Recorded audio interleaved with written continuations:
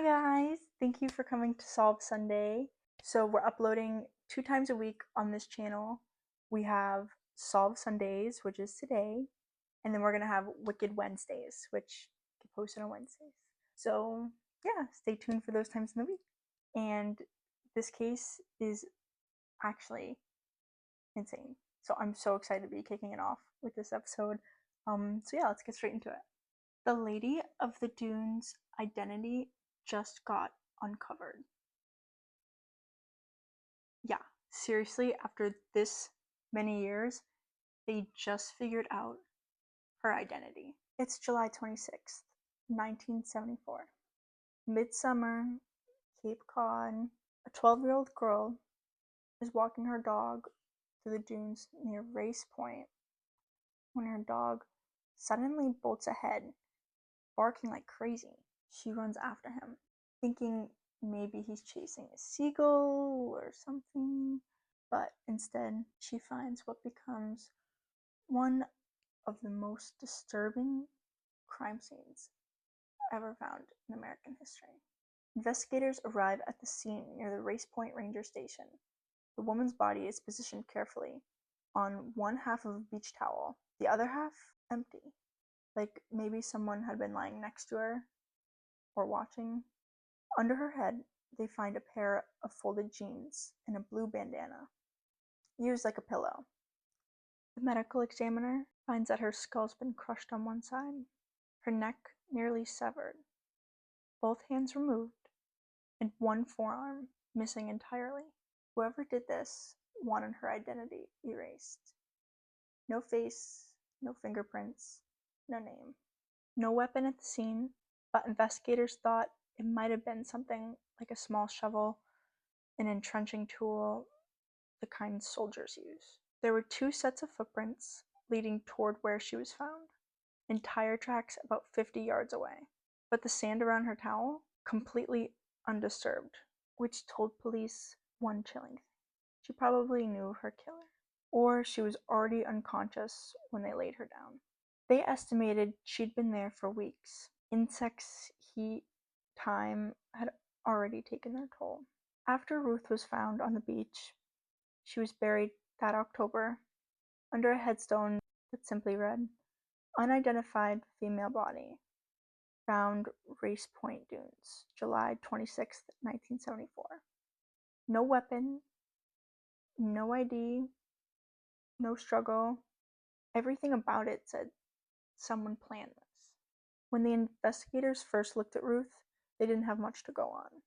Her body was too decomposed for an easy ID, but even so, there were details, tiny little clues that stood out. At first, they thought Ruth might be in her 20s or early 30s, but later on, they'd find out that Ruth was 37. About 5'6" with an athletic build, around 145 pounds, auburn hair tied back into a ponytail with a gold-flecked elastic band, her toenails painted pink. Ruth's teeth told another story. She had several gold crowns, expensive ones. In 1974, that kind of dental work would have cost between $5,000 and $10,000. That wasn't casual. It meant she either had money or someone cared enough to spend it on her. But some of Ruth's teeth were also missing, pulled after death. So police did everything they could with what they had. And remember, this is the 70s, so no DNA testing, no digital databases, no easy way to cross-check missing persons. They relied on what was cutting edge back then: dental records, facial reconstruction, and community outreach. In 1979, they made a clay model of her face, hoping someone would recognize her. Then in 1980, they exhumed her body for more testing. In 2000, they did it again, this time collecting DNA samples. And in 2010, they even scanned her skull to build a 3D digital composite. They searched through thousands of missing persons reports, sent bulletins to dentists across the country, checked every beach driving permit on Cape Cod, because you actually need a permit to drive those dunes.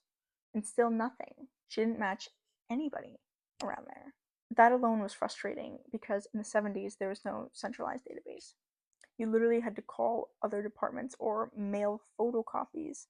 Let's take a look into the theories. First up, the mob theory. This one comes from the fact that her killing was meticulous. Her hands were removed, her teeth were pulled.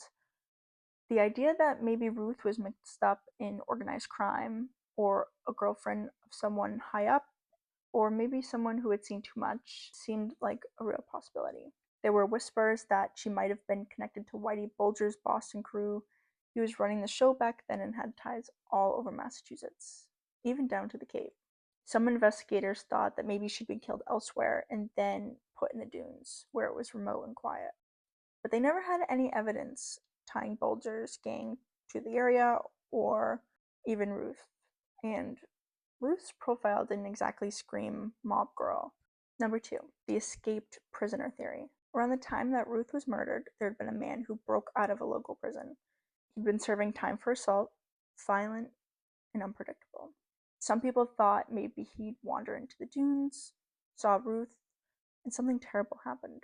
After searching the prison logs and timelines, it didn't match up. Another dead end. Theory number 3, the Jaws connection. So in 1975, when the movie Jaws came out, people were obsessed. It was filmed right there on Cape Cod, only a short drive from Provincetown. And decades later, a writer noticed that one of the extras in the background, during a scene where the crowd was on the beach and everyone was together, looked a lot like Ruth. Like, eerily similar. Same hair color, same build, same kind of bandana. The theory was that she'd been alive in the summer of 74, maybe working as an extra, and that someone had captured her on film before she eventually passed. It's a haunting idea, right? That her last recorded moment might have been in one of the biggest movies ever made, shown to so many people over the world, but the timeline was a bit off. Ruth had been found weeks before Jaws started shooting, and the woman in the movie was almost certainly just a local extra. There were smaller theories too. The killer could have been a transient worker, a jealous lover, a drifter who targeted hitchhikers. Provincetown in the 70s had this mix of freedom and isolation. You could vanish if you wanted to, for sure. And maybe that's what happened to Ruth. She crossed paths with someone who wanted to make her disappear, and for decades it worked. Alright, so after decades of theories, false leads, and heartbreak, it finally happens. The 21st century catches up with Ruth. By 2000, DNA testing had changed everything about police work. You could now take the tiniest fragment of hair, a bit of bone, and build a genetic profile. It was science that detectives from the 1970s could have never dreamed of. Remember how Ruth had been exhumed a few times?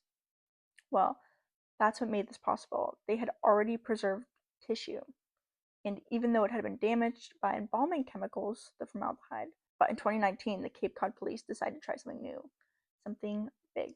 They partnered with the FBI's forensic genealogy team. These are the same people who caught the Golden State Killer. Using DNA did not match a suspect directly, but it could build a family tree. You upload the unknown DNA into public databases, find genetic cousins, and work backwards until you find the person it could potentially belong to. But it was pretty hard. Ruth's DNA was old, contaminated, and barely readable. It took multiple rounds, new lab techniques, and a whole lot of patience. Then one day, it hit. A match popped up. Distant, but real. The DNA connected to a woman in Tennessee who had uploaded her results for genealogy. She didn't know Ruth, but she was related. That one little match was enough to start building the tree. The FBI followed it branch by branch until it pointed to a name: Ruth Marie Terry. Ruth was from Tennessee. Born in 1936, she'd been married, had a family, had disappeared in 1974, the same year the Lady of the Dunes was found. When investigators reached out to her surviving relatives, they were shocked. They'd always wondered what happened to her. Some thought she'd run off, others thought that she just wanted a new life. But the truth was, she'd been waiting in those dunes for nearly 50 years. And after half a century, she finally had her name back. And now they could focus on one question solely: who killed Ruth?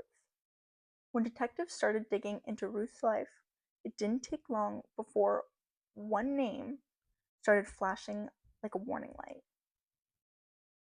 Ruth was born in 1936 in a small Tennessee mining town called Whitwell. She grew up quiet, hardworking, eventually moving north to Michigan to work in an auto plant. And she even had a son. His name was Richard. She loved him, but at the same time, she was struggling to provide for him. So she made the hardest choice. She let a trusted family friend adopt him. Years passed, Ruth moved again, this time to California. And that's where she met him, Guy. Now, if you saw Guy Moldovan back then, you'd probably think he could have been charming, maybe. An antique dealer, older, well dressed, smooth talker, the kind of man that can unfortunately win people over.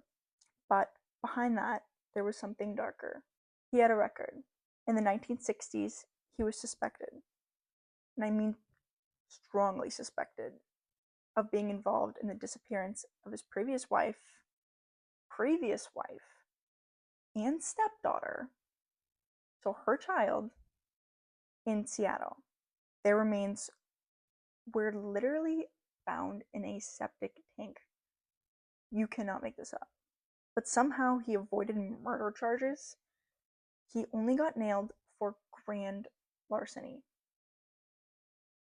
He served a little time, got out, and went right back to doing whatever Guy did. So he faced no charges and sought no prison time for the woman and her daughter that he put into a septic tank. Killed and put into a septic tank.